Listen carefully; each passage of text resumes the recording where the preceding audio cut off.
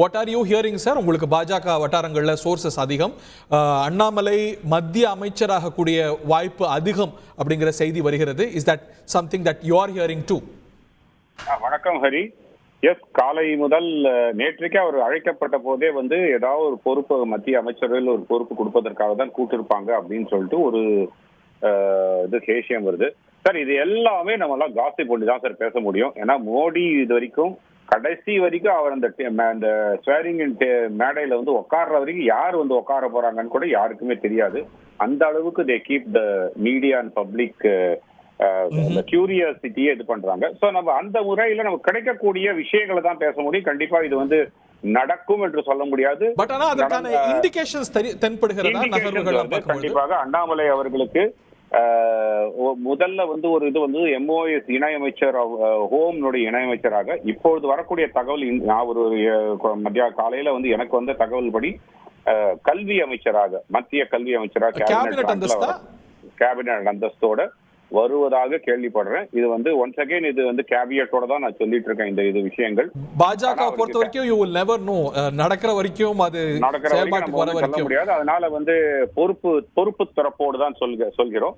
அதனால அண்ணாமலை அவர்கள் கண்டிப்பாக மத்திய அமைச்சர் ஆகிறார். நிறைய இலாக்காக்கள் அடிப்படுது.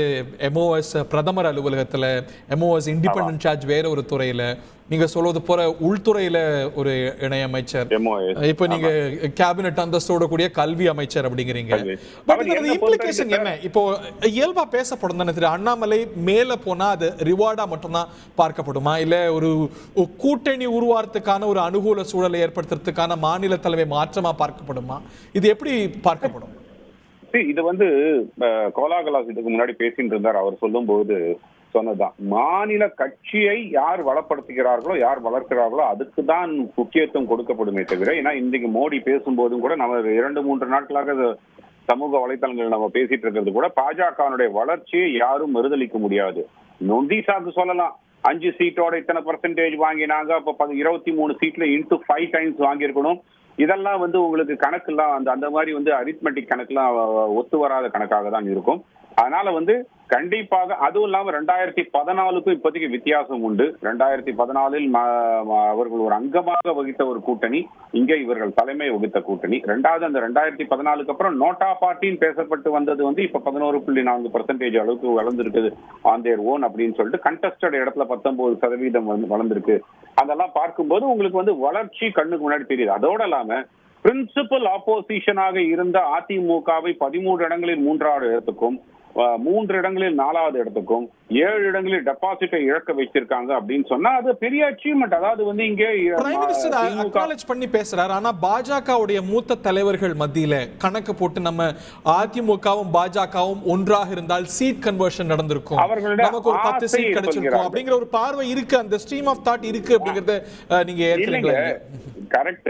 நீங்க அது அப்படி சொல்லி இருந்தா 5 சீட்டு தான் கிடைச்சிருக்கும்.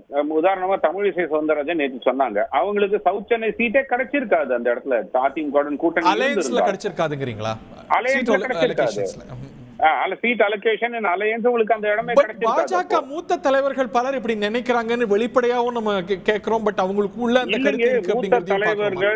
மூத்த தலைவர்கள் எலெக்ஷனுக்கு முன்னாடி வரைக்கும் முயற்சி செய்தார்கள்.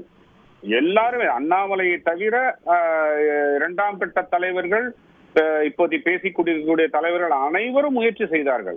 அவர்கள் மட்டும் இல்லையா, அமித்ஷாவுமே கூட அந்த ஒரு எண்ணத்தை வெளிப்படுத்தினார்.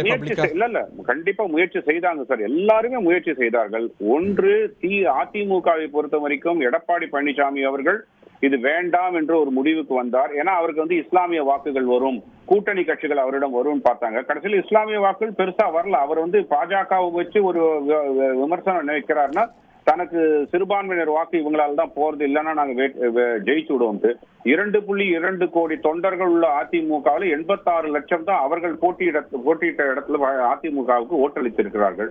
அதிமுக கூட்டணிக்கு மொத்தம் 1 கோடி ஓட்டு தான் வந்திருக்கு. அப்போ மீதி இருக்கக்கூடிய 1.2 லட்சம் கோடி தொண்டர்களோ இல்ல 1.4 லட்சம் கோடி தொண்டர்களோ ஓட்டு போடவே வரலையா, இல்ல திமுக ஓட்டு போட்டாங்களா, பாஜக ஓட்டு போட்டாங்களா? எதுக்கு சொல்றேன்னா பாஜகனுடைய ஒரு வளர்ச்சியை கேள்வி கேட்கக்கூடிய பாஜகனுடைய 2ஆம் கட்ட தலைவர்கள் இதெல்லாம் பார்க்கும்போது அவர்களுடைய அபிலாஷை வெளிப்படுத்துறாங்க. இருந்திருந்தா வந்திருக்குமோன்ட்டு 5 சீட் 6 சீட் அலோகேட் பண்ணிருப்பாங்க, ஒரு சீட் வின் பண்ணிருக்கலாம். மீதி கண்டிப்பாக அதிமுக பயனடைஞ்சிருக்கும், பாஜகவினுடைய பயன் இருந்திருக்காது. பாஜக மேல ஒரு பழியை தான் சுமத்தி இருப்பாங்க. அதே 3.5% கணக்கு படி பார்க்கும்போது நிறைய இடங்கள்ல இதையும் கூட்டி பார்க்கும்போது விக்டரி மார்ஜினை விட அதிகமா வருத பார்க்கிறோம். சோ அங்கெல்லாம் 13 இடத்துல வருது சார். 13 இடத்துல வருதுங்க. நீங்க கேட்கும் போதே சொல்லு, நான் அதை கூட்டியும் பார்த்துட்டேன். 13 இடங்களில் விக்டரி மார்ஜின் வருதுங்க. சரிங்களா? அந்த 13 இடங்களையும் பாத்தீங்கன்னா திருநெல்வேலியை தவிர வேற எங்கேயுமே பாஜகவுக்கு சாதகமா இல்லைங்க, இன்க்ளூடிங் இதுல பேர் என்ன கோயம்புத்தூர்ல. கூடுதலா பலன் அடைஞ்சிருக்கும் அப்படிங்கிறீங்க?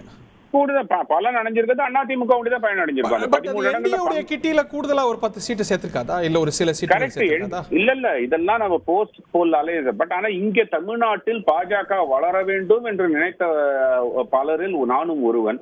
அதுல பார்க்கும்போது அந்த வளர்ச்சி வந்திருக்கா. இப்ப ஃபார் எக்ஸாம்பிள் 2026ல ஒரு கூட்டணி அமைய வேண்டும் அப்படின்னு நினைச்சா கூட உங்களுக்கு bargaining power of BJP increase ஆயிருக்குன்னு கருதுறீங்க. ஓகே, செய்திகளை உடனுக்குடன் தெரிந்து கொள்ள உடனே சப்ஸ்கிரைப் பண்ணுங்க.